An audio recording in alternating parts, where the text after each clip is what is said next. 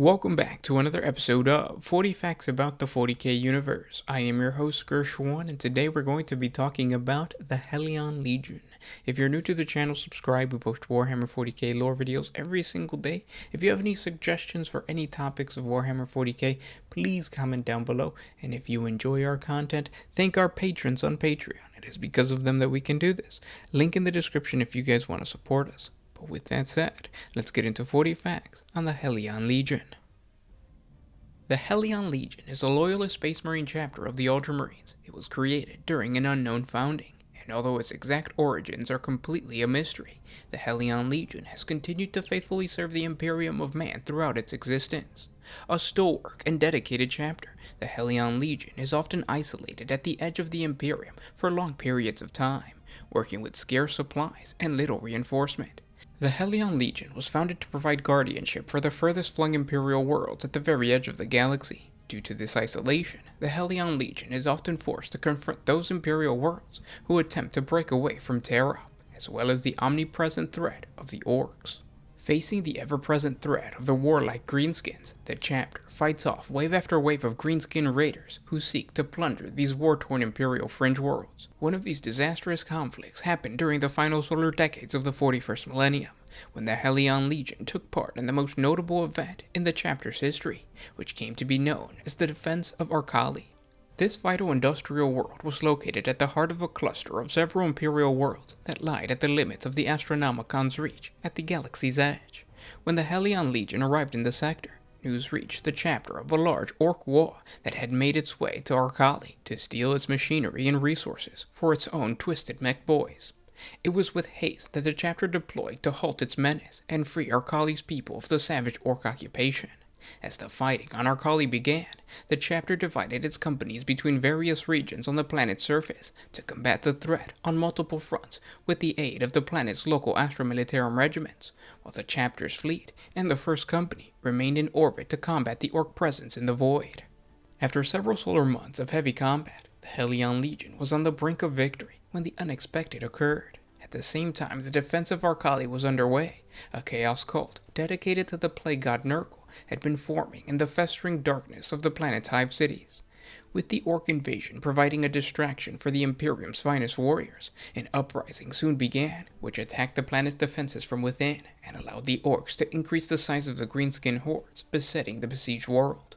With the spread of death and despair across Ourkali, foul rituals were enacted by the cult to summon forth the curse of unbelief, a supernatural plague that rots the mind, body, and soul of the infected, until the victim becomes nothing more than a mindless plague zombie, hell-bent on spreading the plague to others by biting or scratching.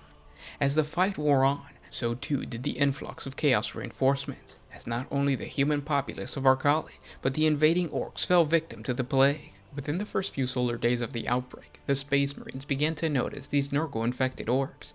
They were much smaller in size to normal greenskins, and surprisingly less aggressive. The normal tough skin of an Orc became soft and almost felt-like in texture, with mucus oozing out of wounds and orifices. Their small bestial eyes morphed together to form one massive almond-shaped eyelid. These chaos-corrupted Orcs were no harder to kill than a normal human cultist, and although they were the Helion Legion's foes, the Astartes couldn't help but feel pity for these Xenos, who were once worthy opponents, but were now reduced to mere husks of their former selves. On various occasions, the Helion Legion witnessed these Nurglite Orcs fleeing from healthy Orc mobs, who were hell-bent on destroying their possessed brethren. The dead Chaos Orcs would then release massive clouds of infected Orc spores into the air. While these disease spores didn't seem to create more Nurgle Orcs, they did however create Nurgle-infected squigs. These green and disgusting creatures were a terrible nuisance to the Imperial defenders. That is when it became clear to the Helion Legion that the god of decay was using these small, pathetic squigs to help spread their plagues much quicker. After a couple of weeks, the plague-infected Orc threat seemed to be quarantined by the Greenskins themselves. Imperial savants speculate that healthy Orc fungal cells adapt rather quickly to bacteria and viruses that can harm an Orc physiology. These Orcs simply needed more time than normal to learn how to kill the warp pathogen. The increasingly dire situation was further exacerbated by the arrival of the Death Guard Space Marine warbands. Though the Helion Legion fought valiantly, its Astartes sustained severe losses due to having to fight in two fronts, against the Orcs and the Nurglites alike. To this day, the Helion Legion has not managed to replenish the losses sustained during this conflict. Now and forever, they burn with the intense hatred for both orcs and the followers of Nurgle. Due to their limited resources and inability to call upon the chapter for reinforcement, members of the Helion Legion have learned to make the most of their war gear and the surrounding environments when fighting enemies of mankind. While the individual war gear is always properly maintained and ready before any conflict, it is not rare to see a Helion Legion battle brother fashion crude repairs on their battle blades and weapons during a prolonged combat in order to stay in the fight. These battlefield repairs can range from welding scrap metal onto damaged armor panels to incorporating armor pieces and weapons once belonging to the enemy. During the defense of Ourkali, some Helion Legion Astartes were reported using orc weapons while in the middle of a long siege when their own weapons ran out of ammunition or were damaged beyond repair. These obvious Xeno items were eventually scrapped or discarded in the favor of Imperial technology after the conflict ended. Sadly for the Helion Legion, the orcs are not the only threat the chapter faces, for even now a threat emerges on the horizon: the ancient Necrons. Signs of Necron awakenings have begun to emerge on several of the furthest worlds in the sector where the chapter is currently deployed. The Helion Legion will continue to fight on, proudly wearing their black power armor and the chapter badge of a stylized black four-pointed cross, overlaid on a stylized red sun and centered upon a field of white.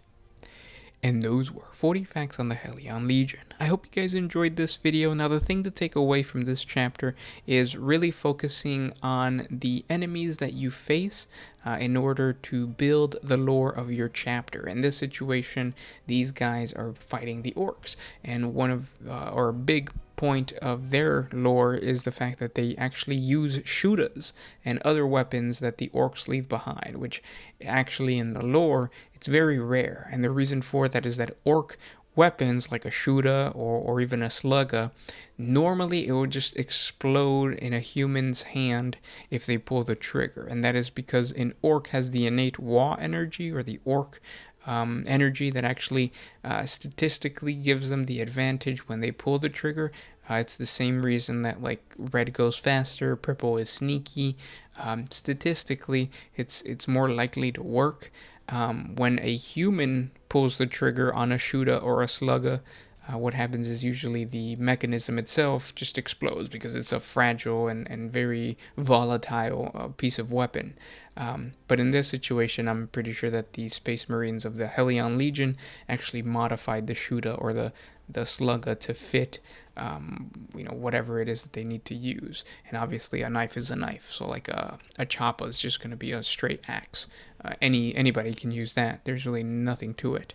But that's the point. Like, the point is that you want to read into not only Space Marine lore, but whatever enemy you are facing, because by reading the lore or listening to the lore of the enemy that your chapter is facing, you can build some really good conflict.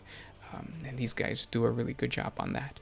And then the other really cool thing that they do is they talk about non-imperial space, or at least like space in the fringes of the galaxy, which is very rare. You don't really hear that too much, but the fact that the Helion Legion is in a part of the world or the part of the galaxy where reinforcements is scarce, is kind of cool. Even though most Space Marine chapters would not really call on help. They would call on help from their own chapter, like calling the chapter master to send in another company, but they really wouldn't call in for another Space Marine chapter unless it's a first founding legion. Then obviously they would say, like, if it's a Blood Angel, they would say all the successor chapters come help us out in a specific area.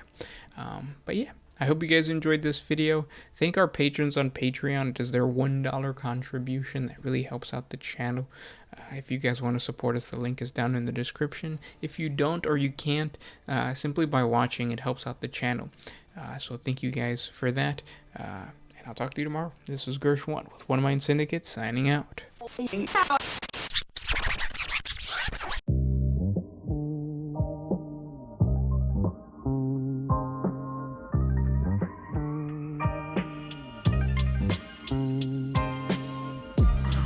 if you could put my